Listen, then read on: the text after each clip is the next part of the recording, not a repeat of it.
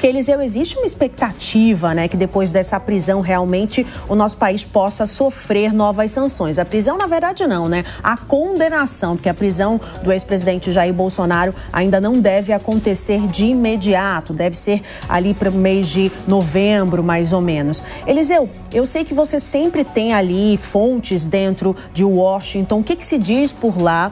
E logo depois da condenação também já vimos nas redes sociais algumas pressões, né? Algumas frases ali de pessoas ligadas ao governo Trump. Conta melhor pra gente como é que tá essa repercussão por aí. Oi, Márcia, oi, Nonato, muito bom dia para vocês e para todos que acompanham o Jornal da Manhã, edição de domingo. A gente volta a falar ao vivo direto aqui dos Estados Unidos, 8 horas da manhã com 30 minutos neste momento na costa leste americana. Temperatura aqui no sul da Flórida na casa dos 24 graus Celsius. A nossa equipe está afiada, viu? O André Anelli já adiantou aí parte da informação que a gente vem batendo na tecla desde a semana passada com exclusividade aqui na Jovem Pan. É informação de bastidores, são informações confirmadas por diversas fontes lá na capital americana, o Washington DC. Aliás, de onde as autoridades do país, especialmente o secretário de Estado norte-americano Marco Rubio, o presidente do país, Donald Trump, e o subsecretário de Estado, Christopher Landau, estão atentos, de olhos bem abertos, acompanhando tudo o que acontece aí no nosso país, aí no Brasil. De acordo com as falas dessas autoridades, sim, novas sanções devem ser impostas ao Brasil e já nas próximas horas. A expectativa durante essa semana era de que isso acontecesse até a última sexta-feira, o que não aconteceu.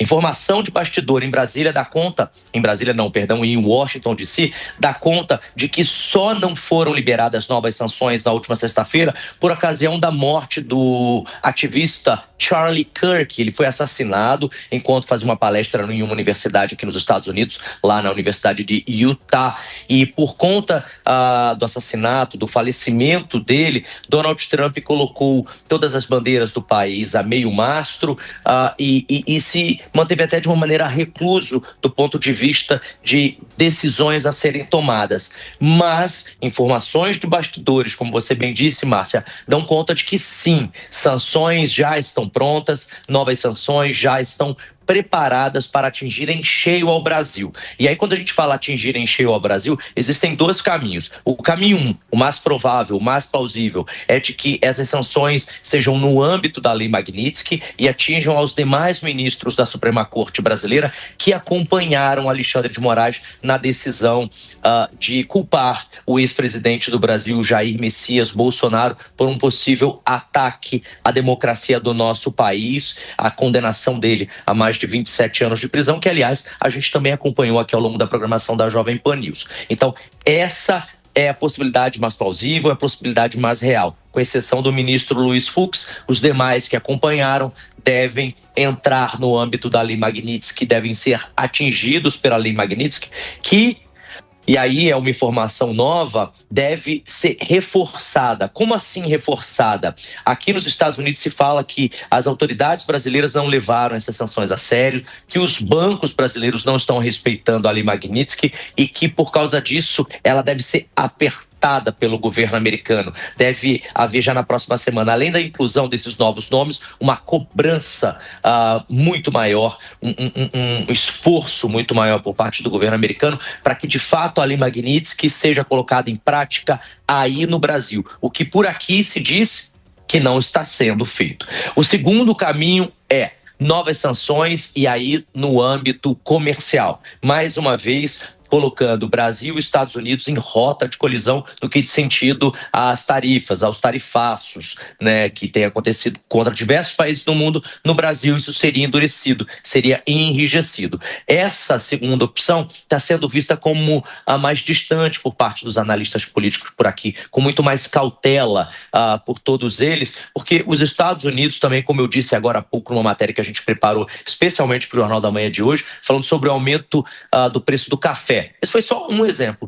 Vários outros produtos por aqui estão muito caros por conta da questão envolvendo o agro daí. com o comércio daqui. Então, essa questão, esse modelo número 2 seria um pouco mais distante. Tem uma terceira opção que corre muito por fora, que é uma intervenção militar americana, o que já foi falado, inclusive em post por algumas autoridades americanas, mas que nem de longe as diplomacias americana e brasileira pensam nisso nesse sentido. Então a expectativa é de que mais tardar amanhã, segunda-feira, a gente seja bombardeado com essas informações por parte do governo americano, com novas sanções daqui para o Brasil. Agora resta saber como elas vão acontecer e quem elas vão impactar. E claro que essas respostas a gente vai acompanhar aqui, em tempo real, ao vivo, ao longo da programação da Jovem Pan News. Eu volto com vocês no estúdio, Nonato, Márcia. Obrigada, Eliseu Caetano, pelas informações. E sobre esse assunto a gente chama os nossos comentaristas, então, o Diogo da Luz e o Gesualdo Almeida, começando pelo Diogo. Você acredita que, na verdade, essas sanções devem vir ou é mais uma narrativa do governo americano que, inclusive, está sendo usada pela família Bolsonaro, né, para potencializar essa questão, né, para se colocar ali à frente de como se o Eduardo Bolsonaro que está fazendo, né, essa pressão por lá, Diogo. E outro lado também é a opinião pública. Ontem, só para contar brevemente uma história, um rapaz que trabalha no meu condomínio me chamou preocupado, dizendo: Márcia, será que os Estados Unidos vão invadir o Brasil? Isso é muito pouco provável, né, Diogo?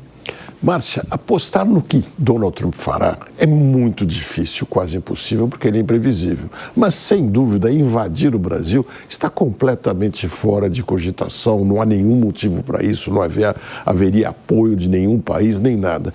De outro lado, essas medidas tomadas com o tarifaço, como já disse, atrapalharam principalmente os Estados Unidos por enquanto. E medidas contra ministros do Judiciário e talvez até outros membros do Estado brasileiro podem e devem vir mesmo, mas vão afetar especificamente essas pessoas que de alguma maneira vão saber sobreviver tranquilamente, dado o poder que tem.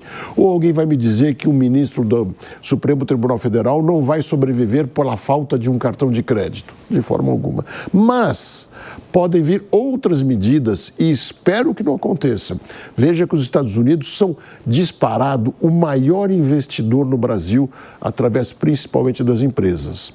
Se determinarem que não se pode mais simplesmente transferir tecnologia ou fazer alguma atividade de empresas americanas no Brasil, aí sim todos nós poderemos perder.